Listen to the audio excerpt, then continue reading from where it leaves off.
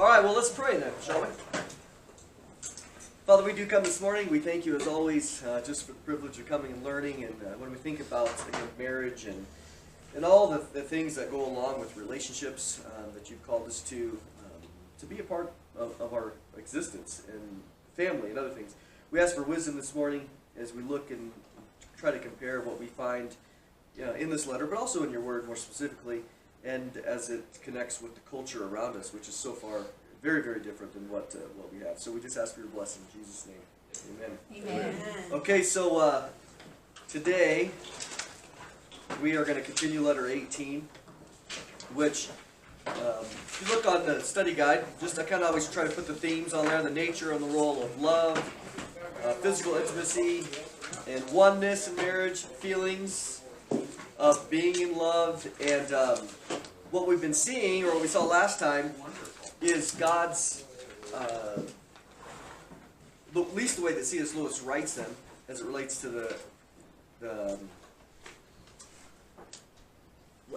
role of sex, and the role of marriage, and the role of being in love, and the challenges that come with being single, if you're going to follow the scriptural pattern, for sure. What he also got into in paragraph 2 was that the idea of being in love, let's make sure, the feeling being in love, their goal, Screwtape's goal, or Satan's goal, if you want to say it that way, is to get people to think that that is the only basis for marriage, and also that feeling is going to be permanent throughout the entire, 50, 70 years of marriage. Again, that feeling, that initial feeling. Also, we saw in paragraph 3, the whole philosophy of hell rests on this idea of being in competition. So, can you have love if you were the only person that existed in all of existence of anything? Could love exist? You have to love something. Nope. I don't think so. Unless you could love yourself, I suppose, but that would seem a little odd. But people do Is it. God out of the picture? Yeah. That's where Just you. narcissism. Or we think of, we'll get into this in a second, but think of God like an Islamic God of just an absolute unity, that there's only one person, not Father, Son, Spirit. And if that being was the only being that existed, could love even be something that exists? Not in the sense of the way we see it defined in Scripture, because love involves two or more. It's this idea. It could be a concept, but it couldn't be practiced. Yeah, concept and not a practice. I think that's good. So, but go ahead. Well, I kind of think, this being in love thing, I think also has an age factor, because I find that the older you get, the less you don't have that giddy being in love feeling. It's more friendship, Companionship. friendship, things that you would get to at that age in a marriage if the marriage was done right. What you see here, in just experiences, that the idea of being in love, or that feeling, an overwhelming feeling, versus, again, when you're older or maybe more seasoned or experienced, it's almost, one is kind of immature, just, not in a negative sense, but it can be, where the other perspective is seasoned, it's experienced, it recognizes. It's puppy love. Yeah, it can be an infatuation or other things, but so the seasoned person says, yeah, I remember that, But now, what C.S. Lewis does, and especially in a lot of his other writings, is, especially in the book Mere Christianity, he has a chapter on marriage in there, where he was giving an apologetic or a defense to the world about Christian marriage and what it looks like and what it sounds like, and he says, marriage. True, genuine, biblical, godly, spiritual marriage, mature marriage, is one that has moved from that puppy love of feeling this eros, in his book, The Four Loves, he talks about there, to this agape love, which is a love that is more mature, it's more seasoned, it's more, I don't say, spiritually motivated. I'm trying to think of the other words that he would use. But it's one where you get down to the nitty-gritty. Friendship. Well, it's more than that. It's it's coming down and saying, hey, you know what? It's nice, you feel in love when all the things are operating. When you look at dating or other things, everything's being, all your selfishness is being fulfilled by the other person. You know, they're opening the door for you, they're doing all these things, and then, you know, you add 10 years, they're like, well, you don't open the door for the girl anymore, it's, you know, whatever, you don't go shopping with them when you don't want to go shopping, you know, and so all that, the feeding of the other person, you think, oh, this person's so awesome. Well, why are they so awesome? Because they're giving you everything that you want. But then, again, you add some time. And now, when the hard part of marriage comes, of the two becoming one, that takes a lot of agape love, which is selfless love. And you're giving to each other at that. You should be. You should be giving to each other, though, even when you don't want to. Yes. So that's what he defines as, you know, this eros love gets people married. And then there's it's like a bait and switch a little bit, because he gets people married, and then you get in here, and I wonder. I wanted a show of hands on that. I think the laughter validated that. Yeah, I think so.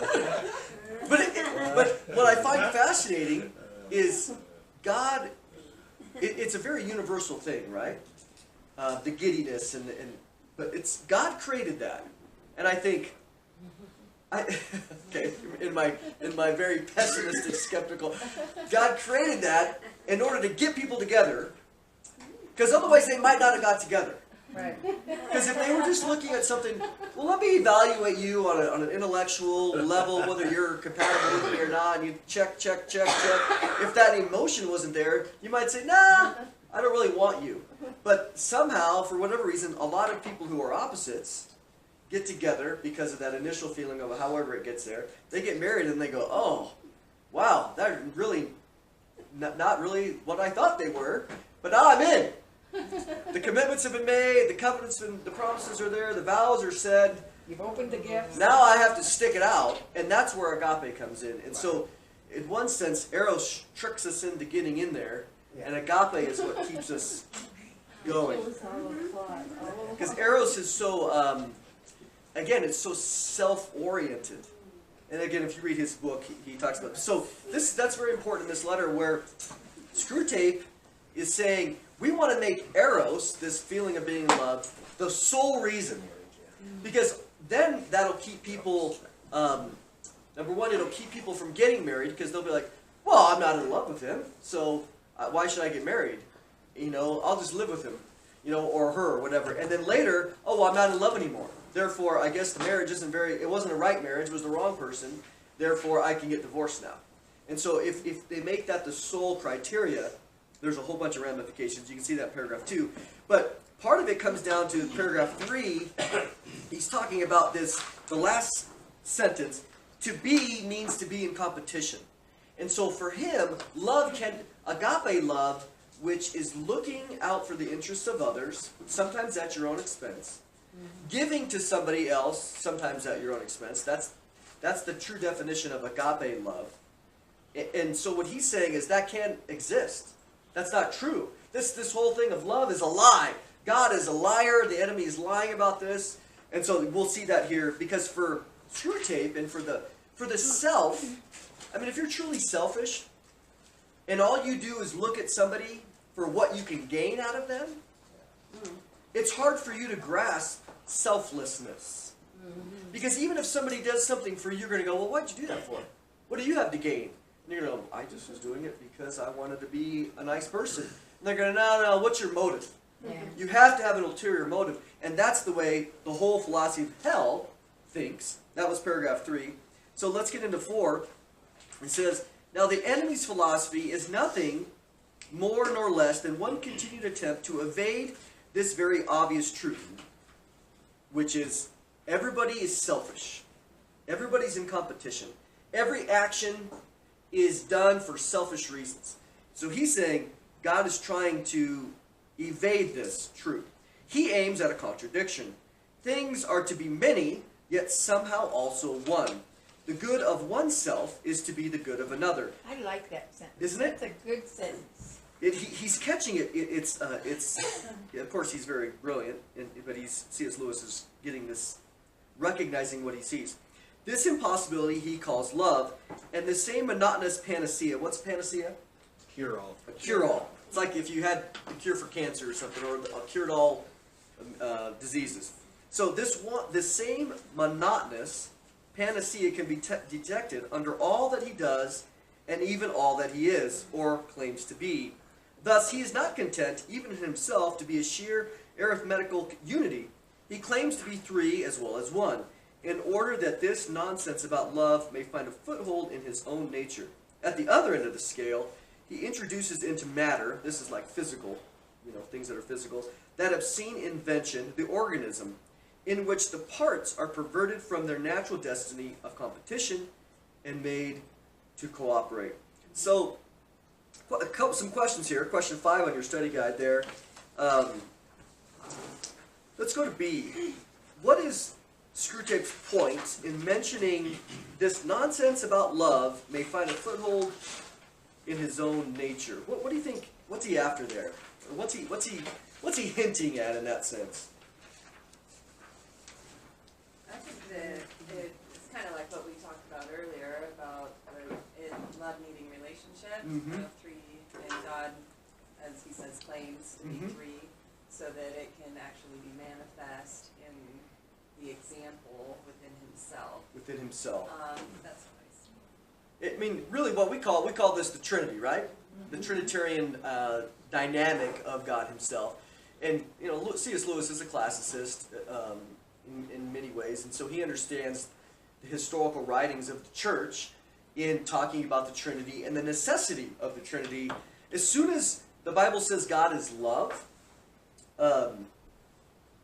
by necessity, all the arguments say that He has to be at least two or more.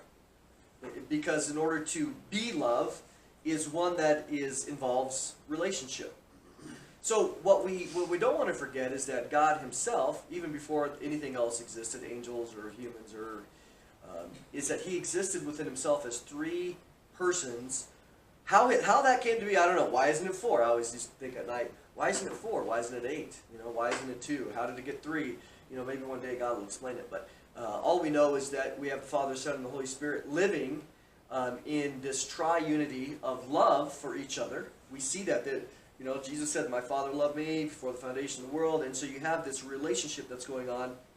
And when you stand back and you look at what God is doing now in us, especially as it relates to marriage, Genesis 2:24, the two shall become what? One. So right there, when we look at marriage, and we see Paul speaking about that in Ephesians 5:32, that marriage is a reflection of God and His people. And so as we're in this very intimate relationship, we are reflecting God and His people, but there's also a reflection of God Himself in the three. They wouldn't be three becoming one. The three are one, right, for them. But God is now creating in us this relationship of the two becoming one in order to mirror that image of God Himself. And Paul speaks of it as a mystery. He says, I'll give you a little quote by Lewis in one of his other writings. He says, "All sorts of people are fond of repeating the Christian statement that God is love, but they seem not to notice that the words God is love have no real meaning unless God contains at least two persons. Love is something that one person has for another person. If God was a single person, then before the world was made, He was not love. Of course, what these people mean when they say that God is love is often something quite different. They really mean that love is God. They really mean that our feelings of love, however and wherever they arise, and whatever results they produce, are to be treated with great respect. Perhaps they are, but that is something quite different from what the Christians mean by the statement that God is love. They believe that the living dynamic activity of love has been going on in God forever and has created everything else." And so I think that, love can exist with one person. It did with God. God created other things that He loved. He created us, and we love other things. Mm-hmm. I love zebras. I love flamingos. I collect flamingos. I love flamingos. Don't ask me why, but I do. But that's a different kind of love. I think I would clarify that in the sense that in theology, we won't say that God is one person. We will say there is one God who exists in three eternal persons. So there's a distinction between the what and the who. There are three whos and one what. And that's what makes it non-contradictory. We don't have three whats or three gods, like Mormonism and other things, or we don't have, like Islam has one. Even in some, I think, heretical forms of Christianity, some of the oneness Pentecostal people, which is just, if you look at church history, there's a Sabellianism and some other heresies that that happened in the early centuries. This oneness Pentecostalism, they say, oh, well, there's one God, but what happens is the Father, the Son, and the Spirit are all the same person. Therefore, the Father comes and he puts on this clothes, and when, like an actor, he goes over here, changes his clothes, and he comes back as a different trappings, but it's the same person. Well, that's not what Christianity teaches, because in reality, the Father when the Son is praying, he'd be praying to himself. Right. Right? Which we don't see that. Yeah, no. And you also have, in one sense, a distinction of wills. Jesus said, not my will, but your will. So now we have personalities there. And so that's why it's important to make that small And I distinction. don't pray to flamingos, Yeah. I love them, but I don't pray to them in that sense. I don't idolize them as I would God. Go ahead. If we love, we give. He made us to give, and that joy of giving and love gives us a joy. And I know one of the things I always wonder, I really appreciate when you ever give the verses. So I just read this, John 15:9. As the Father has loved me, so I have loved you. Now remain in my love. If you keep my commandments, you will remain in my love, just as I have kept my Father's commandments to remain in his love. I told you this so that my joy may be in you, and that your joy may be complete. So you have here, again, there's so much there Right. that the Father's loving me. It's not just I'm loving myself, but I had to put on some different clothes over there. There's a real distinction between the persons. Yeah. And if there is a real distinction between the persons, then there's the capability of having true love, which is giving and sacrificing and relationship.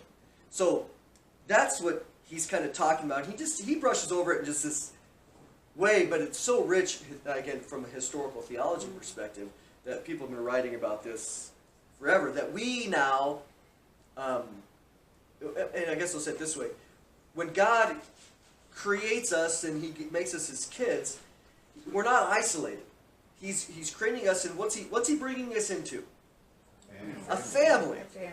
Yeah. So the family that we have, that God has created in this experience, is mimicking the family of God, if you wanted to say it, of the Father, Son, and the Spirit. So what he's doing in us is very interesting in the sense of, you could probably make an argument how tight it would be, I don't know, is that what God has commanded in us to have a family is because it is proof of and evidence of his own triune character, Right. or at least multiple, not just a single unity like, again, Islam or others would be.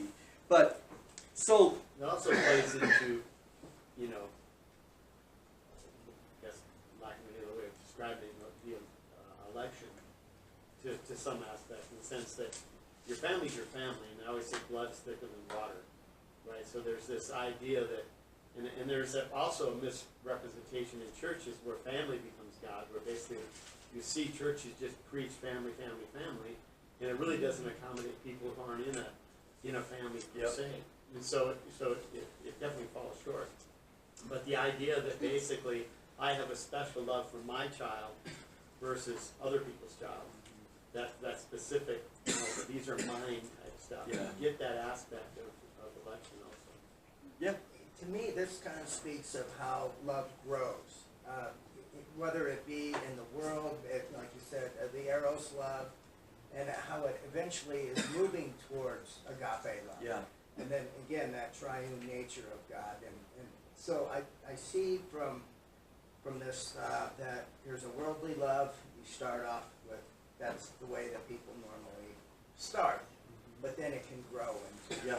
more of an agape.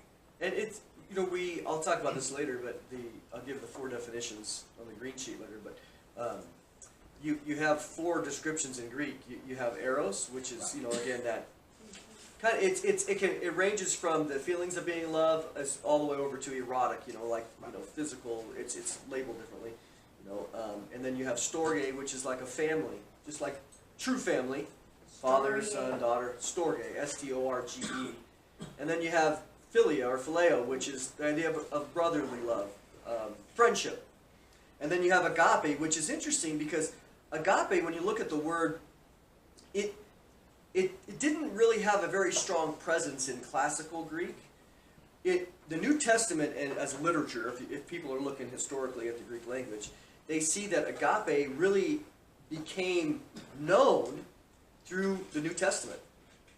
And it became this very defining factor of Christian love, and of God's love, and also the love that Christians have with each other as demonstrated in the New Testament. And so it's this love that, it's basically love without the expectation of reciprocity. That I'm going to love regardless of whether you love me back.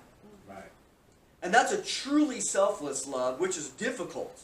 Agape is the hardest kind, because, we'll see that later in Matthew 5, where it says, well, God loves his enemies, you should love your enemies, and he loves those that don't give him thanks or anything else, and therefore we're called to do the same thing.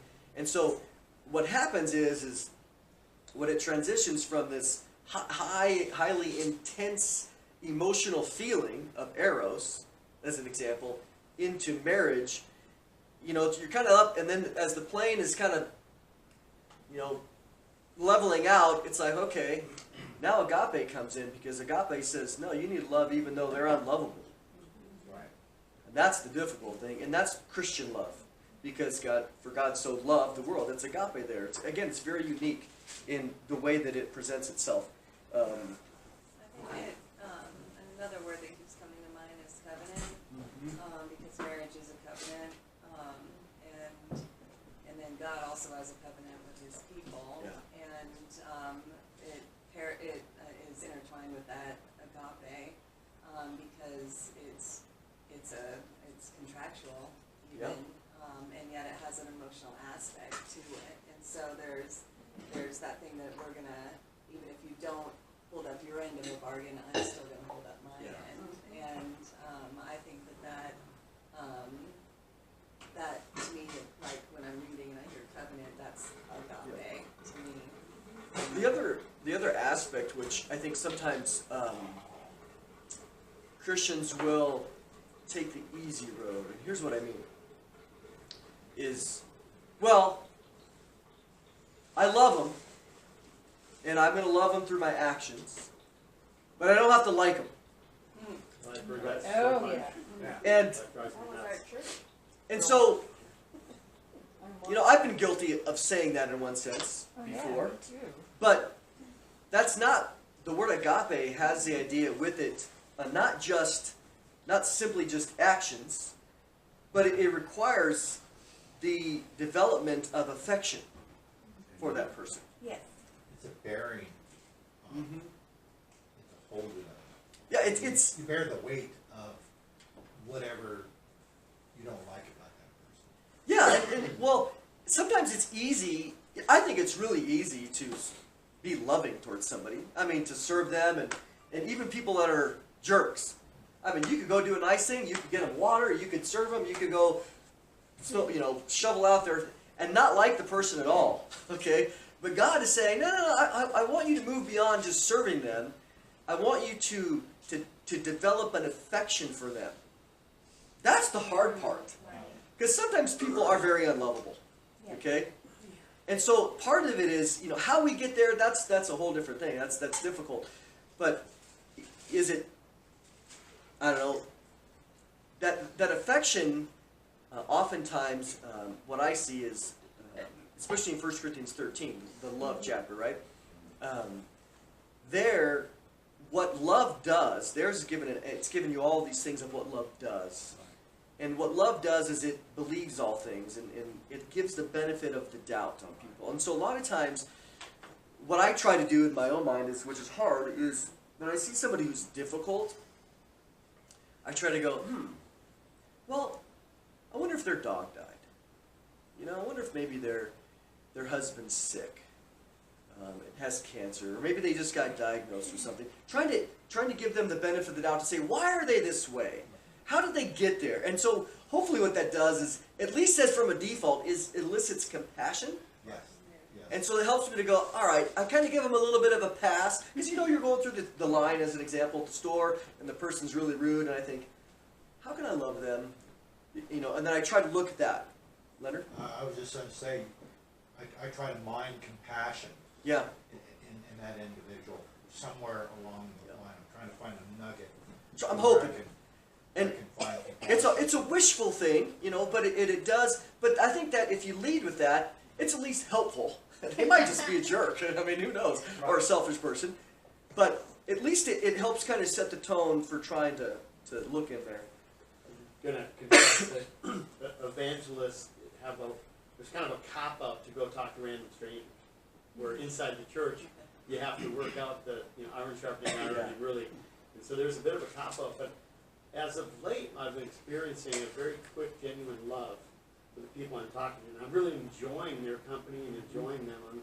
In some sense, our personalities are clicking. So it is someone that if I had more time, it would be my friend, I think, because I just happen to be coincidentally meeting someone that just we're connecting, we're laughing, we're practicing. Similar things in common with our interests. We're having, but it's really interesting when you meet a random stranger and you're warning them of the impending judgment. You know, it's a dicey conversation. It is, yeah.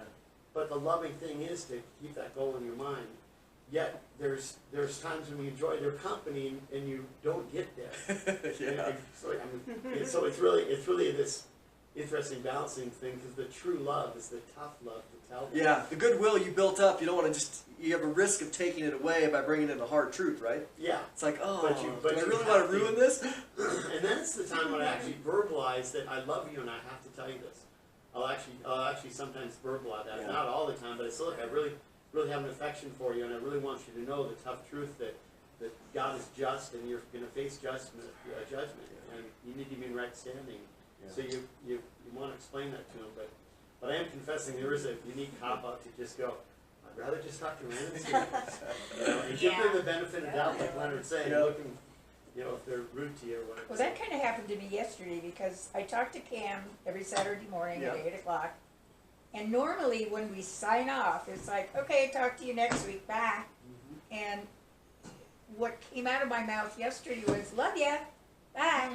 And it was like, oops, because I have not ever said that at the end of a conversation.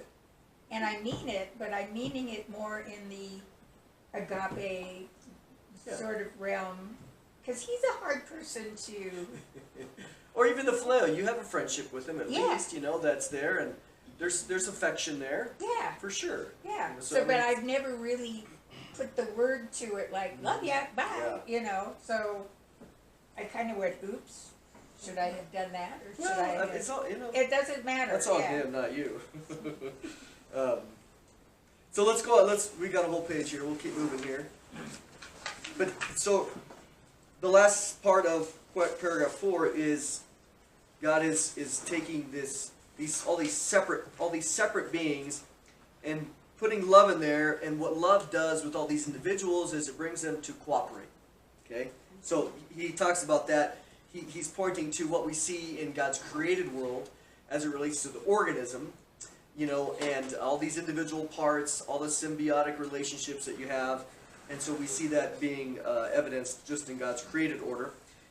For paragraph 5, his real motive for fixing on sex as the method of reproduction among humans is only too apparent from the use he has made of it. Now, what he's talking about here is the actual physical act. So, when we think about the role of the physical act, sometimes you step back and you go, why did God create this? Why did he create this sort of system? Because all of his created world isn't that way. Sometimes, you look at pollination of bees and other things, and in a lot of ways that they're bringing things together. But he's created this physical act, even all the necessary physical differences between men and women, right? So, but C.S. Lewis now, as he's beginning to talk, let's talk about this physical act for a moment. He says, sex might have been, from our point of view, from Satan's point of view, quite innocent. Now that tells you right there what he's after, okay? It's always opposite. It might have been merely one more mode in which a stronger self preyed upon a weaker, as it is indeed among the spiders, where the bride concludes her nuptials by eating her groom, okay? Oh, that was terrible. Yeah. But in the humans, the enemy has gratuitously associated affection between the parties with sexual desire. He has also made, I've circled these out, so there's 4 things here. One is affection between the parties with sexual desire. Number 2 is he has also made offspring, number 2, dependent on the parents, and he has given the parents an impulse to support it. So that whole thing about offspring, that offspring is produced from sex, sexual intercourse. Okay, that's how God has chosen. That's where they came from, honey. Yes, not the store. Just in time. I should watch Okay. it right now. Number 3, thus producing the family. Okay, which is like the organism, only worse, according to Screwtape. For the members are more distinct, yet also united in a more conscious and responsible way. The whole thing, in fact, turns out to be simply one more device for dragging in love. So, The way he puts that. isn't it great? For dragging in love. So, Obviously not on his mind. Yeah. so question 6. In what ways has sex in our culture fulfilled Screwtape's point of view as it relates to the, it's probably pretty obvious, as it relates to one person taking advantage of another? Well, that's rape.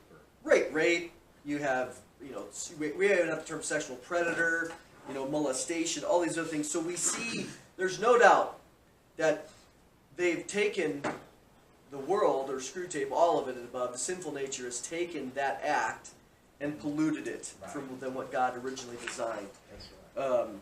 So, letter B, how has God's use of sex increased the way we love the family? We listed out the 4 there. Affection, offspring, family, and then it functioning like an organism in a responsible way. And now here, but question 6C is what I want to get to. How do these verses provide a template for more unity? But how does these 4 things turn out to simply be one more device for dragging in love? How so? Well, in order to bring all these things together, you've got to have a reason, and that reason is probably love. You have to create something, a process. Maybe I'm not getting the right word in there, but you've got to get a process going to bring all these things into play. All these things probably wouldn't ordinarily make somebody want to be in love. Okay. Oh, But to have somebody in love might make them think about all these other 4 things. Okay.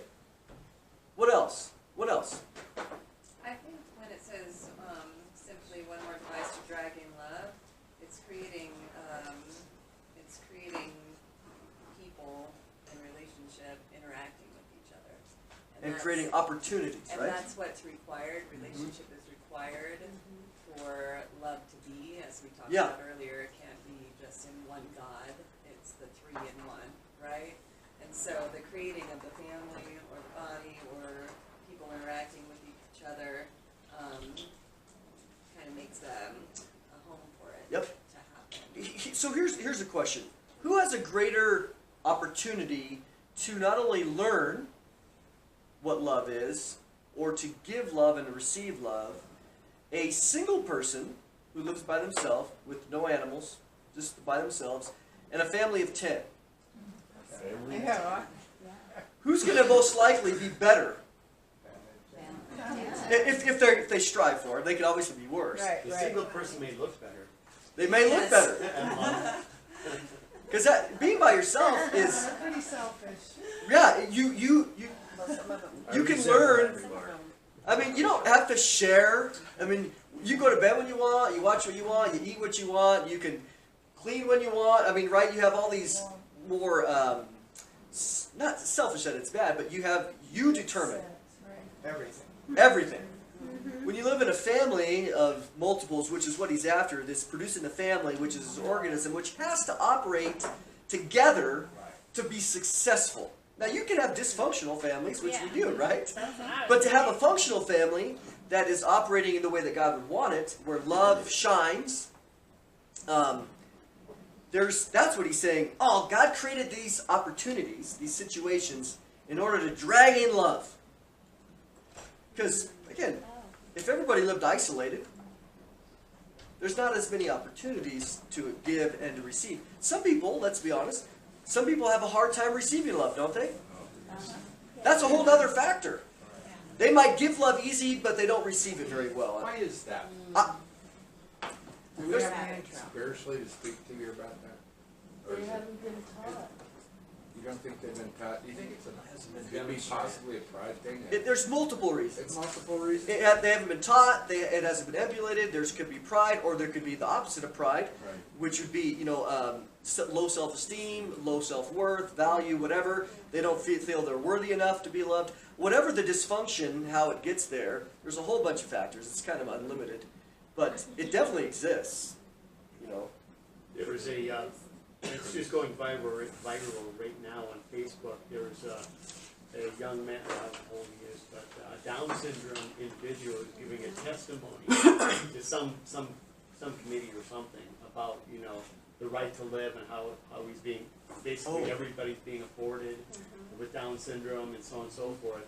And what's interesting is when I've had this conversation before, and I've told people, I said, we're eradicating a people group through abortion. And I said, everybody's screaming about prejudice and racism and so on and so forth. This is just an outright evil. And one of the things I would say, I think that Down syndrome people bring a joy to humanity. There's some joy that they bring.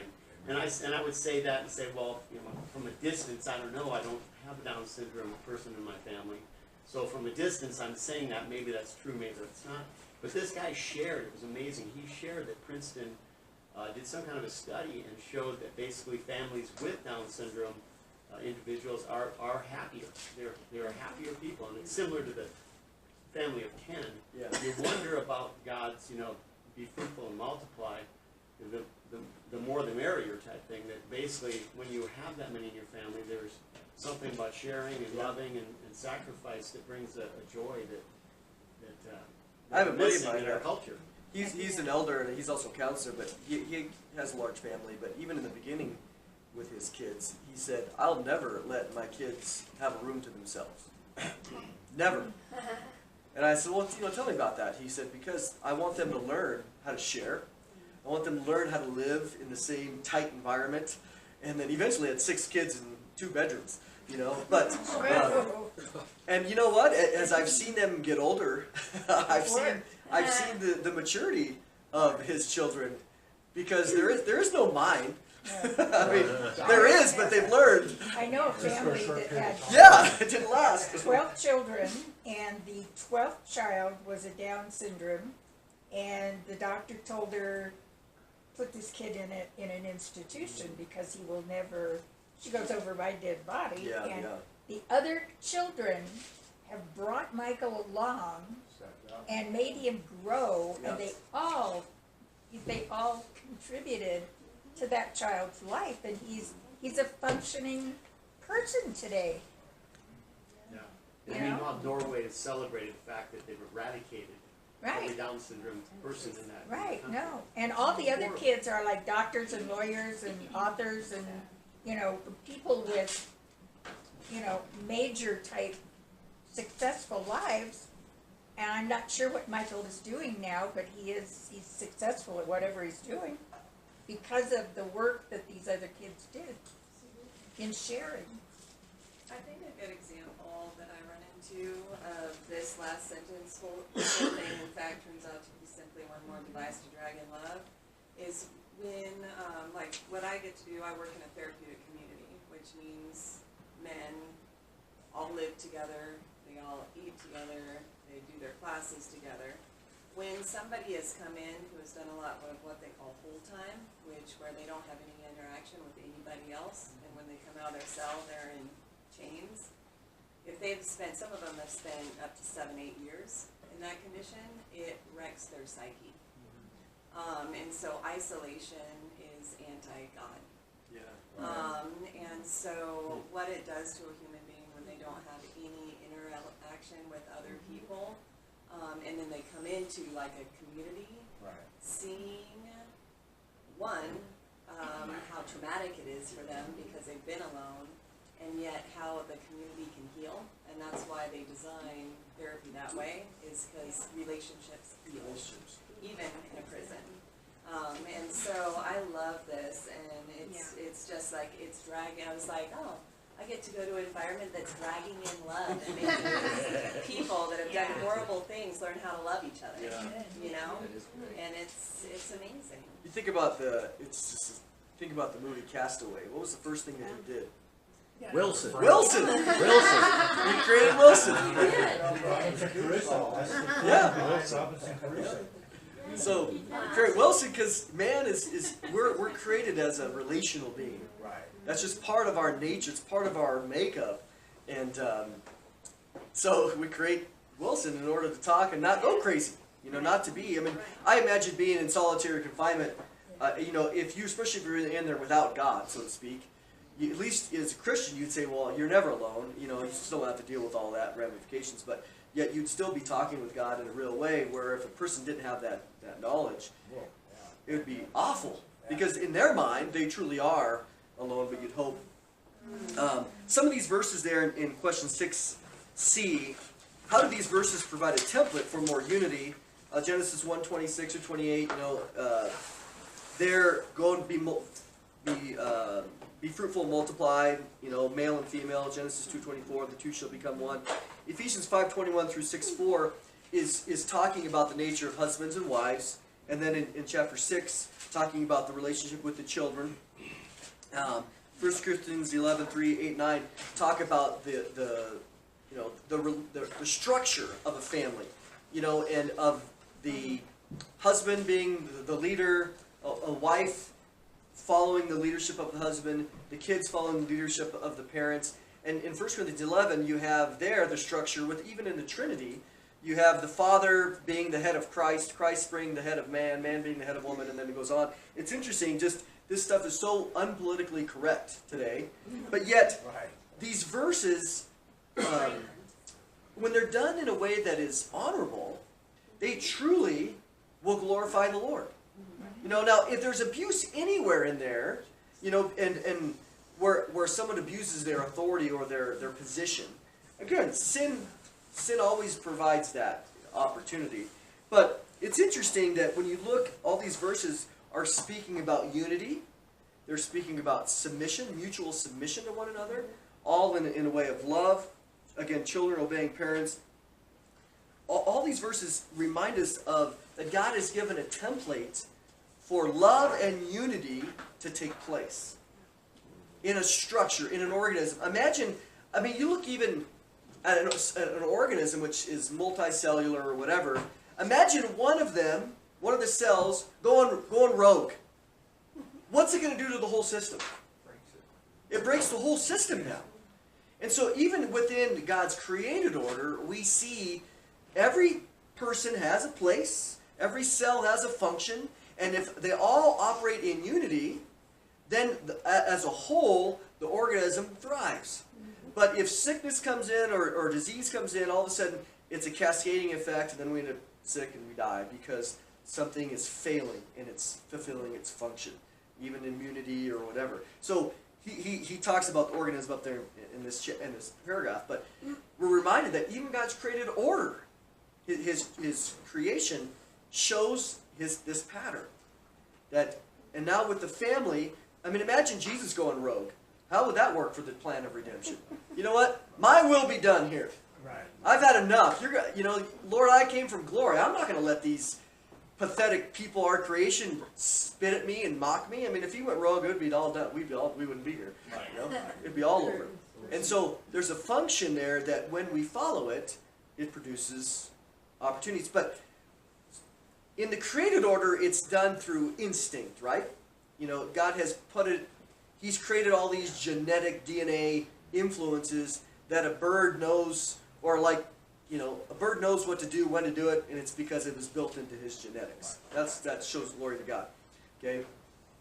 But one of the ways that we do it is it's not habitual. Why isn't it?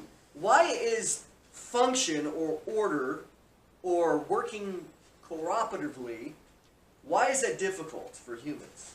I think because he gave us the choice. Pretty And well. that Plus What's we it- brought it's- sin into Sin. the world. Yeah. See, when you mix sin with choice Yeah. and self-will, it Yeah. creates havoc. Right. Yeah. I don't believe the animals are affected by sin as far as personally, I think they're affected. Yeah, there's no, animals aren't moral. They're not making No. moral choices like we Well, are. I think the I've given simpler, up saying that in you know, encounters with individuals. Meaning? Because they'll argue that they are. My dog is moral. My dog is this. My dog is that. So they will argue that. That's their You know. So then you're left. My You know, dog is. They have eggs. although I don't think you can prove that they're moral. No, But- and actually you could probably show the contrary because It's an apologetic that's not worth using on the street. No. Let's put it that way. the fact is, how do we know that man is moral, at least, and animals are not? Conscious. Yeah, we have a conscience. And where do we get that? Yeah, because we're made in God's image, right? Animals are not made in God's image. So when you look at that distinction there, scripturally, it's clear that man was made in God's image, which includes a moral compass, a conscience, versus animals. So whether they accept that as an argument doesn't matter. well, and the simpler the animal, the less complicated their moral compass, if they had one. If they had one. If they had one. That's why they kind of act on instinct. They do Yeah, bird it's things instinctual. because, yeah. The lion will kill the baby gazelle. He has no moral, he's not sitting there thinking about it going, well, I feel bad today if I kill the little one. You know, he's not having this debate in his Right, mind. He's just no. instinctual. So in that sense, so here, when you think about what God has created, what motivates us, or should, is one more device for dragging in love. So within these, where the organism operates instinctively to function, what's incumbent on us to operate is the command to love, which involves a choice. And it involves overcoming our sinful desires. The flesh. That's what makes it hard. So, okay, now let's go to, we're doing good. Let's go into 6. He says, now comes the joke. Okay? The enemy described a married couple as one flesh. This is Ephesians 5:32, as well as some other passages, Genesis 2:24. He did not say a happily married couple, or a couple who married because they were in love, but you can make the humans ignore that. You can also make them forget that the man they call Paul did not confine one flesh to married couples. Mere copulation for him makes one flesh. This is a reference to 1 Corinthians 6:16, where Paul makes this reference to joining ourselves with a harlot, a prostitute, right? And he says, don't you know that if you joined with a prostitute, or even sex before marriage, or whatever, it doesn't matter, anything outside of marriage, that you're joining Jesus to the prostitute. So if we go and, if we'll use it from a man context, if we go and have sex with a woman, with the prostitute, we're basically saying, Jesus, come here, I got something for you. And we're taking holy Jesus and we're putting him in with the prostitute. So Jesus is being prostituted out through us, through our physical bodies. And so he's talking there in 1 Corinthians 6 about therefore glorify God in our body because we were bought with a price. And here, because he says, don't you know that the two are one flesh? And he's speaking about sexual intercourse here. So C.S. Lewis is making this comment that in this aspect, there, at least at a minimum, when it says the two shall become one flesh, it's a reference to sex. So it's interesting that when you read Genesis 2:24, the two shall become one flesh, you'd wonder, well, what exactly does that mean? You know, if we didn't have Paul here, we go, oh, well, maybe it's two, having a child. You know, that the two people are becoming one. They're coming together, their genetics into one flesh, or maybe, spiritually, emotionally. It includes all those things. But what you see here is in Ephesians 5:32, it's speaking about the marriage itself. 1 Corinthians 6, it's speaking about the physical aspect. And so you have a variety of interpretations or applications, probably would be better. But here, mere copulation makes for him one flesh. You can thus get the humans to accept as rhetorical eulogies of being in love what were in fact plain descriptions of the real significance of sexual intercourse. The truth is that wherever a man lies with a woman, vice versa as well, there, whether they like it or not, a transcendental relation is set up between them, which must be eternally enjoyed or eternally endured. So, what do you think about this? I mean, I've said before that I don't. So does that mean that whoever you have had sex with, you're going to endure forever a relationship? That's what he's saying here. I don't necessarily agree with C.S. Lewis on this, because he says later in other passages, which I quoted last time, that he believes that there's going to be sexual union in heaven between the two glorified married couple, the two glorified people, which I think, did he not read Matthew 22? No. You know, or, you know, marriage is an earthly institution, because again, if you're married several times, you can have multiple wives now, you know, which all might be legitimate married. I might get married again. So, I think, he is bringing up an interesting topic, that there is this oneness, regardless, whoever you have had sex with in your life, there's something going on there of a union. Well, it's interesting. I don't know the science behind this, but if you listen in a sex education in school, they talk about if you slept with 10 people, and then a girl you sleep with slept with 10 people, there's now 20 people in the bed. So they actually talk about this and refer to it in sex ed. But once again, I don't know the science behind it. I know, I teach sex ed also, and what that is referring to is the physical danger you put yourself in for sexually transmitted diseases and different things. They do not. Okay, so they're just only talking about that. In a secular way, they do not teach the emotional ramifications of it. But How convenient to avoid that, right? right, Yeah. but at least I mean Yeah. the other part's just physiological. Yeah, it's all physiological. But here, let's talk about the emotional component, because I think that's really what he's after is, if you look back, not that he doesn't involve physical, of course, but if you look back at some people that, there's kind of, it's hard to get to the bottom of it, but if you look back, you've heard this phrase, a soul tie, you know, a soul connection there, that if you slept with that person, there's something there, because you might even think of them, you know, 30 years later, or you might just go, whatever, I don't care. But there's something that takes place there. A connection that's just more than just physical. Right. That's what Paul is describing. And so, how that makes its way out into each individual, we don't know.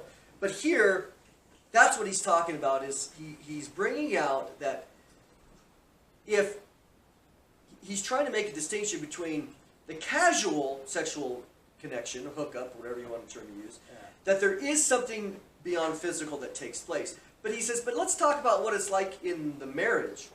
In the marriage, if that's true there, then how much more in the marriage should that connection take place, where it shouldn't be just, you know, thinking about sex.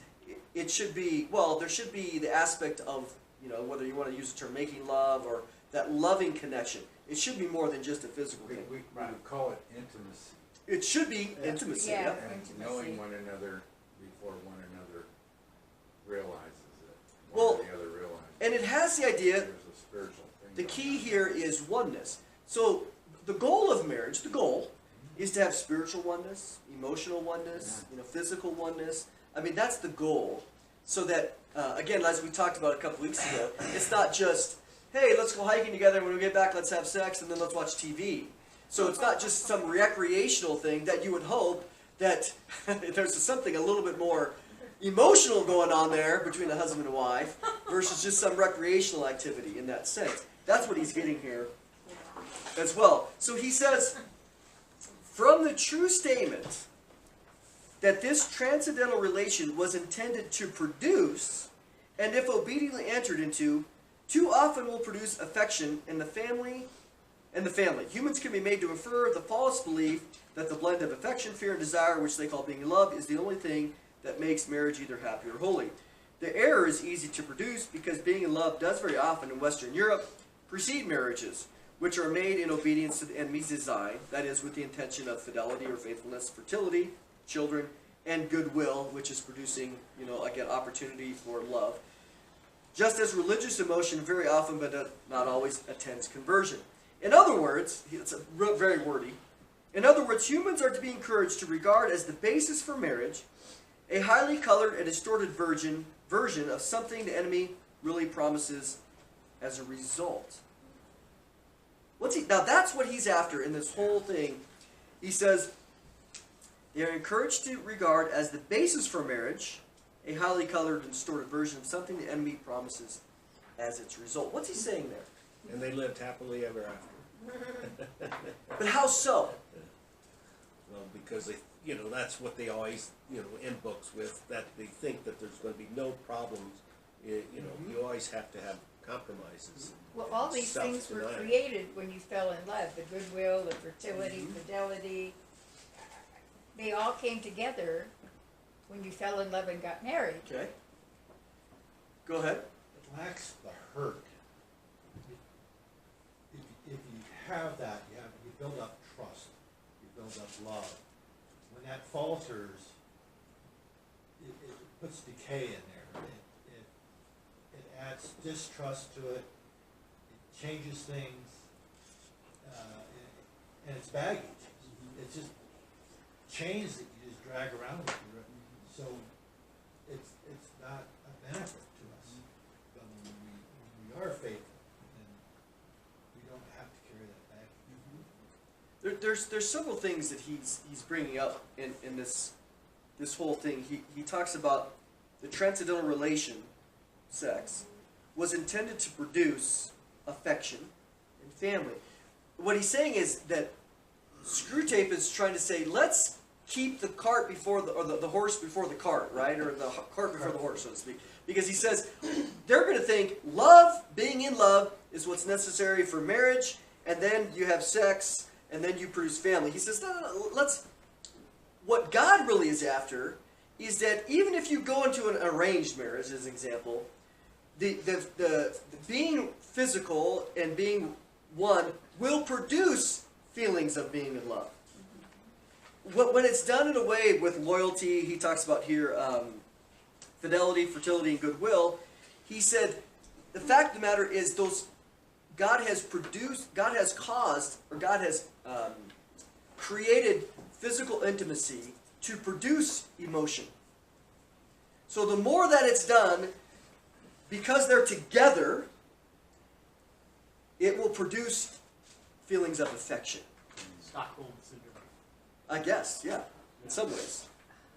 So he's trying to say, of course, if this is the result, affection through oneness, spiritual, emotional, all these things, and it produces this goodwill, and it produces this healthy relationship, and what Screwtapes want to do is say, no, let's take that which is supposed to be the result, and let's force it to be the reason for. Yeah, That's what he's saying.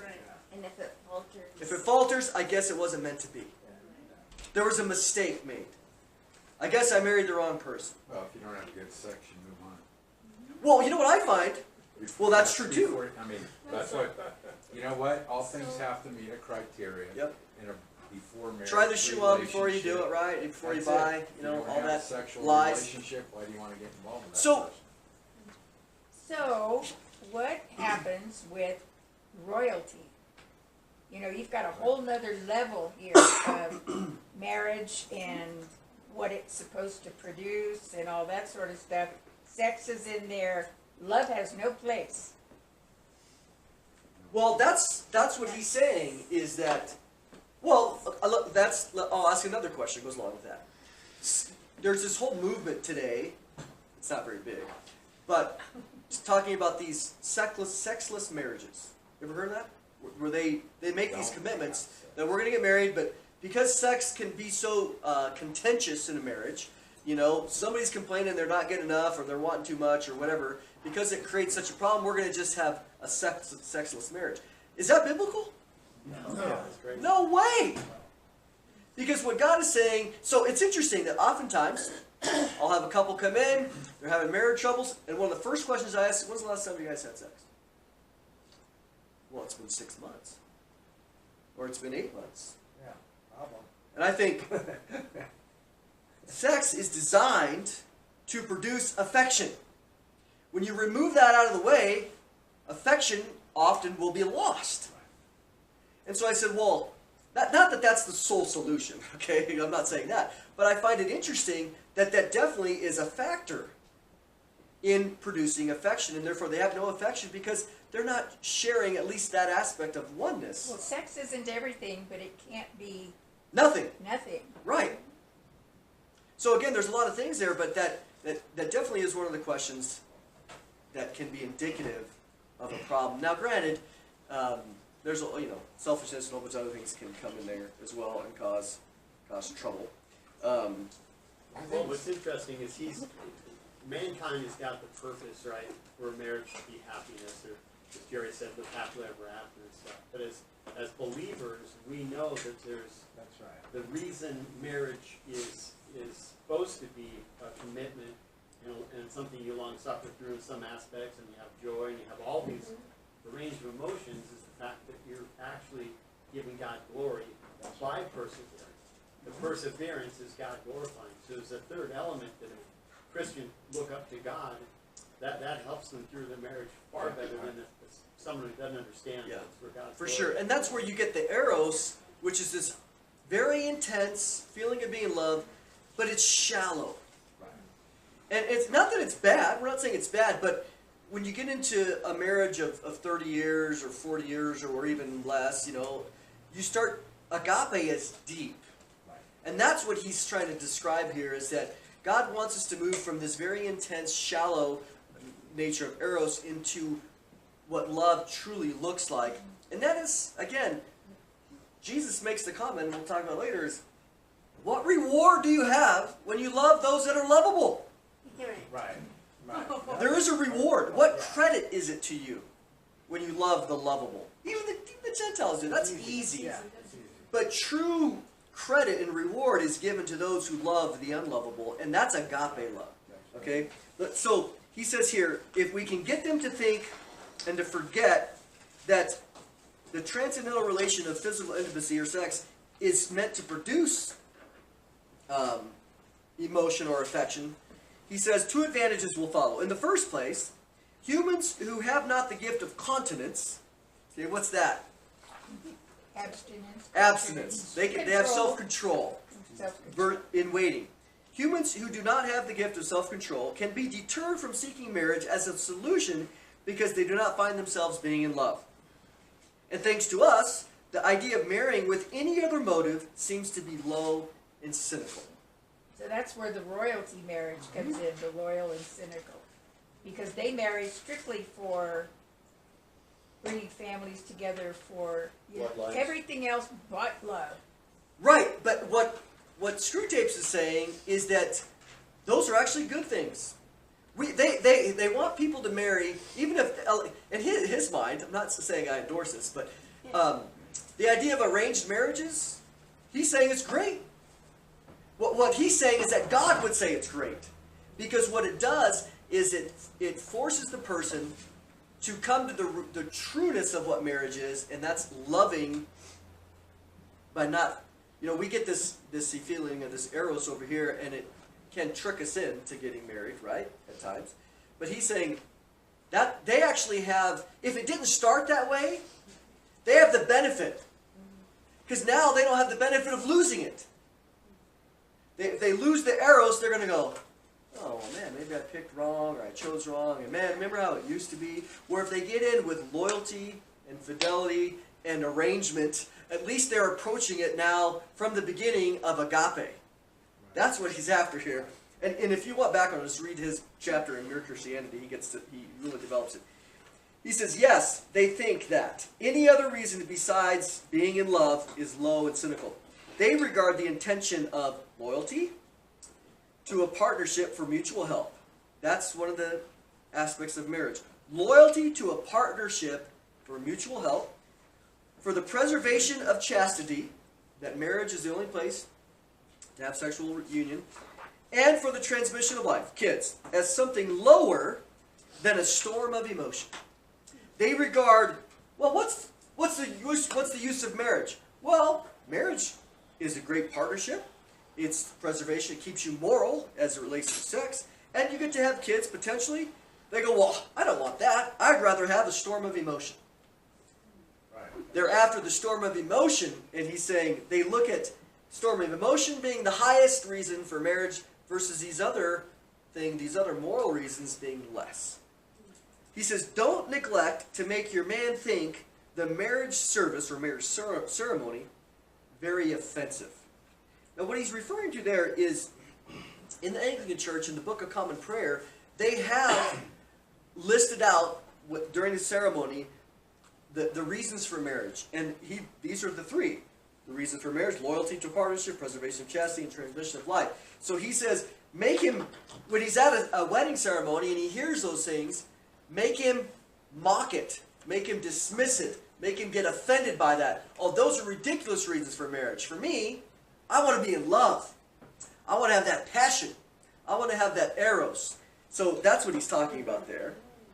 He says, in the second place, any sexual infatuation, whatever, so long as it intends marriage or hopes that leads to marriage, will be regarded as love. And then love will be held to excuse a man from all the guilt and to protect him from all the consequences if marrying a heathen, a fool, or a wanton, okay, an immoral person. We'll more of that later. What's he saying there in the second place? This sexual infatuation. It's okay that we're seeking. We plan on getting married. We plan on getting married. And therefore, I don't even have any guilt because we're going to get married. And therefore, secondly, and because I have a feeling of being loved, even though you're not a Christian, it's okay. I'm going to marry you anyway because obviously I'm in love with you. And that excuses the guilt of a person of marrying a non-Christian. That's what he's describing. You can marry a heathen or a fool or a sexual immoral person, but since you feel in love, it's all excusing. What's that? It's okay. So you're basing the determination of God's blessing on that union because you feel in love.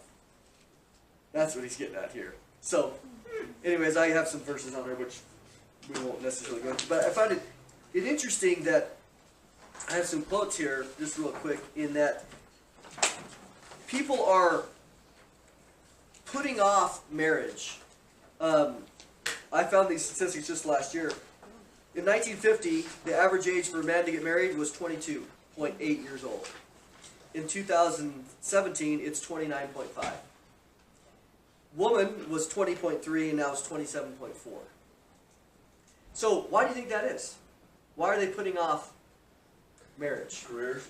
Fear. Selfishness. They don't think it's anything wrong to sleep with each other before they get married. They're having sex. They're having sex! Cohabitation is up 1,000%.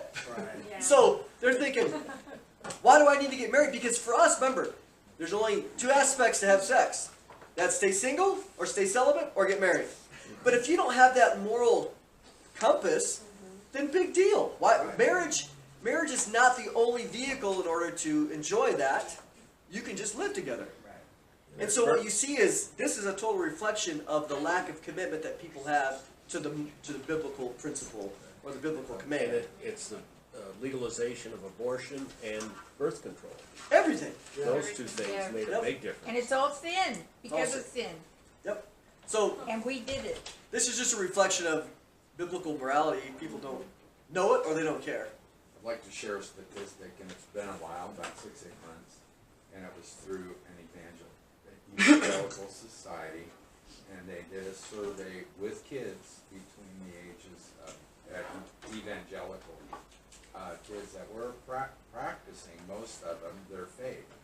19 to 24 years old, they had relationships and were having sex, Yeah. and they thought it was okay with God. Yeah, that's just, again, the lack of teaching or, Like 80%. pornography as long as it's ethically sourced and all these other things. Yeah. I kind of look at it in a nutshell as you know, are you gonna do it man's way, or are you gonna do it God's way? Yep. And there is a big difference, and the push now is, well, let's just do it man's way. Yep. Let's have the sex before marriage, but transition into spirit. It makes sense Yeah. to try the shoe on before you buy it, right? Right, yeah, and that's what Well- the world is The teaching. world doesn't understand the implications because it's so far from God.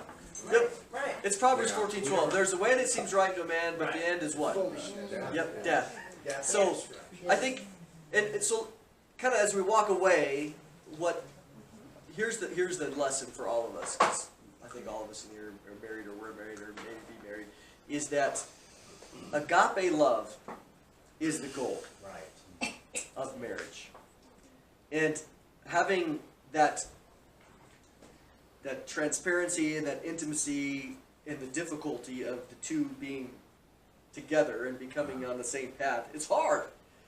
But agape is, what that does is it creates the opportunity, especially if there's differences in thinking and spiritual and all the different things, is how do I operate within this organization that God has set up? And love is the key, and we grow in it. We should be growing. And it's the depth. It's not this shallow thing. It's like, well, I'm not in love. Well, who cares? Okay?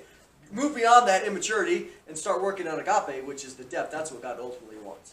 It's not for us not to be carried by the... I think a lot of it has to do for me with Romans 12 about transforming Yep. and not Yeah. conforming to the world, and consequently, and it's rare for me to tell myself no, okay, Yeah. but within the relationship, I've realized that I have to tell myself no. All right, don't go there with her, okay? Because why? Because I really do love her. Right. And I don't want to create this relationship, Yeah. and even more so, I get rewarded from that. I don't know if that's selfish, but I get rewarded with calmness, with relationship. There's nothing blocking conversation. Great, yeah, men like their bad. We have our issues, we have our arguments. Yep.